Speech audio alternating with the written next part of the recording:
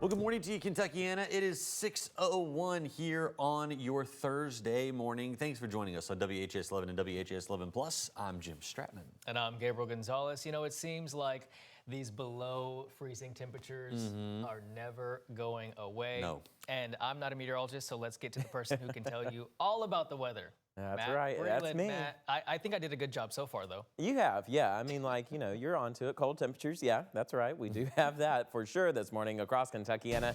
Here in Jefferson County, waking up to some of us in the single digits. Sellersburg, 4 degrees, 1 degree there in Lanesville, 14 here in downtown, 10 degrees there in Linden. Over in southern Indiana, we've got 16 in Bedford, 4 in Scottsburg, 10 degrees Madison, 11 near Shepherdsville. Also a bit of a north wind, keeping the rest of us feeling a bit cooler than that. 1 degree there in Corden, 2 degrees for the feels like here in Louisville, feeling like 4 degrees in Shepherdsville. Overall, just a very chilly beginning to this Thursday morning. We've got cloudy skies that are popping around southern Indiana, a patch of clear conditions here in the Louisville metro, but I am expecting these clouds that are farther to our south to start arriving closer towards us later in the day, also with some of these cloudy skies flowing in from the north. Now pay attention to those snow showers developing near the Great Lakes. That's part of a system that's going to make its way very close to us, but as of now, the track is expected to continue towards Cincinnati, but we're still going to see an increase in clouds from it by this afternoon. A few small patches of flurries, a possibility throughout the later hours of the day, and then we'll continue seeing those temperatures only into the 20s for the rest of our Thursday. Into tomorrow morning, that's whenever the system starts making its way closer into northern Kentucky, so some of our northeastern counties will see some snow showers and the possibility of some of those make their way closer towards us as well. We'll have all those details coming up soon. Update on your bus stop forecast. Chilly ride there and also staying cloudy. We've got temperatures in the mid-20s for your ride home. Let's look at your bus stop forecast. Here's a look at traffic this morning. As of right now, we're looking good to go. I-65, I-71, I-264, no holdups. That's look at traffic. Jim, Gabe? Very much. Let's head outside right now to our Hayden Sorgenfry, who is showing us some of those road conditions here in Metro Louisville. Last check, he was over near Atherton High School, and the same kind of mixed bag of road conditions that we've been seeing all over the city right now. Main roads, not too bad. Side roads, it really just depends on which one you turn down. Sometimes it'll be good. Sometimes you'll have some of those ice-covered roads. Just be careful as you're heading out there this morning to work or to school, because JCPS is back in class today. That is our top story for you this morning. JCPS making the return to the classrooms, marking only the second full day that students will be in school since that winter storm hit 2 weeks ago. Yeah, the district has had 4 days of NTI learning, 2 days off, and 1 late start. The road conditions have kept students at home as side roads slowly improve with treating and melting. These are roads near Dunn Elementary in East Louisville on Tuesday night during another round of snow, compared to now where the roads are mostly clear of snow and ice, but except for some of those back roads. JCPS and the mayor are working together to get these side streets in a safe and drivable condition. The superintendent and I seem to be talking every day to make sure that our crews are out there addressing any spots so that we can get our kids back in school and keep them in school as well. The mayor said every time the district asks for help, Metro Public Works is there within hours.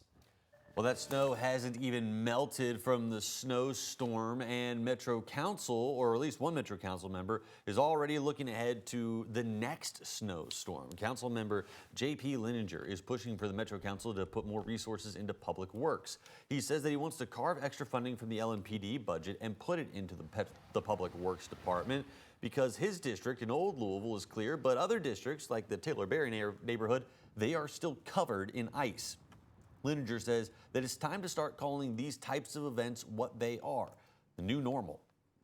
We cannot afford to have multiple weeks every winter where our city is a disaster, except for downtown, Old Louisville, some artery streets. Now, as for some of the sidewalks that you still see covered, he says that Public Works should clear them instead of the property owner. Mayor Greenberg responded by asking if it would be worth the investment in equipment used only for one season out of the year rather than investing in other city projects. On Wednesday, LMPD Chief Paul Humphrey said the department's 2026 crime reduction plan will use more data and strong public feedback to keep you safe. Consistently, we see that the community wants to see more officers. They have concerns about violent crime. They have concerns about property crime. And so that helps us understand what their concerns are. There are three main focuses within the plan. LMPD will use real-time data to assign officers where violent crime is common. They will also target group violence and violent offenders. This year, there are 5 neighborhoods where they will focus getting resources to, like the California neighborhood. The Metro Gun Violence Dashboard also shared some statistics about last year. There were 105 homicides last year in Louisville. That's the first time since 2019 the city has had less than 130 homicides in a year. Burglaries of homes and businesses also went down, along with auto thefts. However, thefts of items out of cars did go up. Metro Police also highlighted some technology it's using to increase public safety measures. This weekend, Doss High School was broken into, and a drone pilot within LMPD was able to get a drone up quickly and find that suspect. Chief Humphrey also highlighted LMPD flock cameras assisted in tracking down robbery suspects as well. Sherry Ballard, the mother of Crystal Rogers, was in Frankfurt yesterday pushing for a bill that would increase the penalty for recording grand jury testimonies. I cannot express the devastation my family felt knowing that this whole family had recorded their testimonies and there was nothing we could do about it. We're talking about House Bill 305. It would ban the recording of grand jury proceedings and the sharing of information from those proceedings. It would also raise the statute of limitations for crimes like this to 10 years after the act. This is in direct response to the Crystal Rogers investigation. You'll remember during the trial of Brooks Houck, it came out that the family had allegedly recorded those grand jury proceedings, the Houck family that is, during the decades-long investigation. Brooks Houck and 2 of his accomplices are behind bars today, and they are in prison. It took 10 long, grueling years to put them there. So please consider this bill. That bill did pass unanimously out of its committee. It'll now go before the full House with the new title, the Crystal Rogers Act. We are now 86 days away until the Kentucky Derby, and big changes are coming to this year's Derby weekend as tickets go on sale today. Here are some of the changes Churchill Downs is making ahead of the 152nd Run for the Roses. Opening day will be Saturday, April 25th.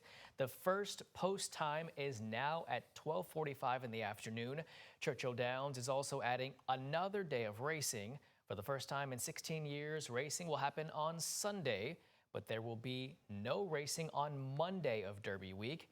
If you want tickets, they go on sale today at noon.